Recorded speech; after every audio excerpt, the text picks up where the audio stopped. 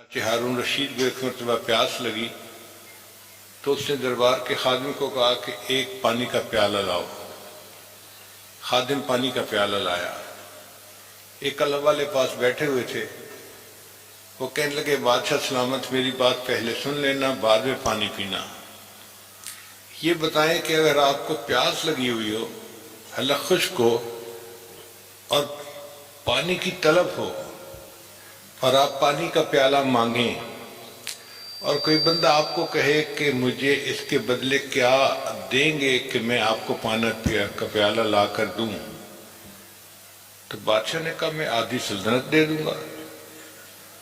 اس نے کہا اچھا، آپ نے وہ پانی کا پیالہ پی لیا۔ اب پانی کا پیالہ جسم میں پیشاب بن کے رک گیا، نکلتا نہیں اور آپ سخت تکلیف میں ہیں، اور پوری دنیا میں ایک حکیم ہے جس کے پاس پیشاب آور دوائی ہے۔ وہ کہتا ہے کہ مجھے پہلے فیس دو پھر دوائی دوں گا۔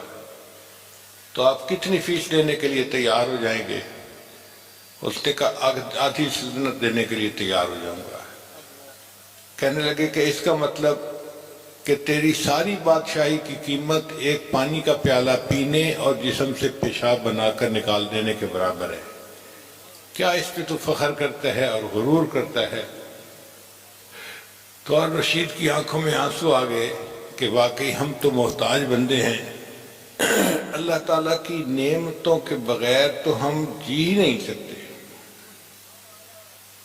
میرے پاس ایک مرتبہ مہمان آئے، امریکہ سے ڈاکٹر تھے، میں نے انہیں کھانا کھلایا، پھر میں نے انہیں بستر پہ پہنچایا اور کہا کہ یہ آپ سو جائیں، فجر کی نماز کے لیے میں آ کے جگاؤں گا اور آپ کو لے کے مسجد جاؤں گا۔ تو وہ دیوار کے ساتھ اوٹ لگا کر بیٹھے اور کہنے لگے جی میں سو جاؤں گا۔ میں نے سوچا کچھ اوراد و وظائف کرنے ہوں گے تو ٹھیک ہے کرے، چلا گیا۔ جب صبح فجر کے لیے جگانے کے لیے ان کے کمرے میں آیا تو اسی طرح بیٹھے ٹیک لگائے اور سوئے ہوئے تھے۔ میں نے انہیں جگایا، پھر راستے میں نے ان سے پوچھا آپ رات کو پوری رات اسی طرح بیٹھے رہے یا لیٹ کے سوئے تھے بعد میں اٹھ کے بیٹھے؟ اس نے کہا حضرت میں ڈاکٹر ہوں اور میں ایک ایسی بیماری کا شکار ہوں کہ جب میں لیٹ کے سوتا ہوں تو معدے کا سب کچھ میرے باہر نکل آتا ہے منہ سے،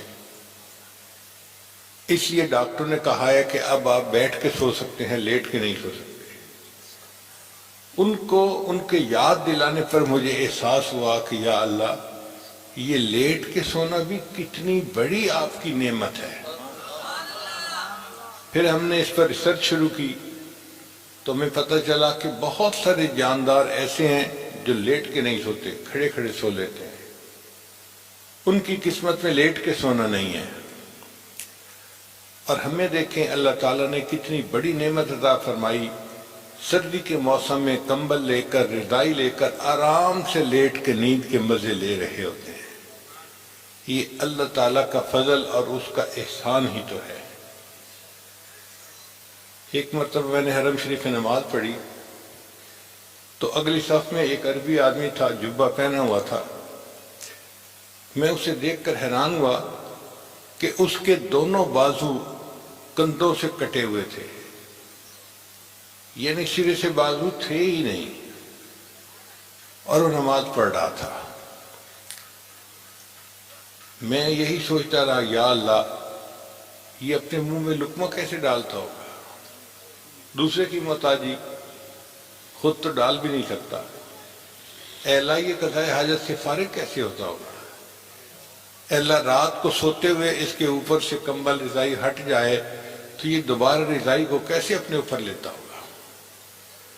اور ایسا بندہ بھی حرم میں آ کے نماز پڑھ رہا ہے اور اللہ کا شکر ادا کر رہا ہے۔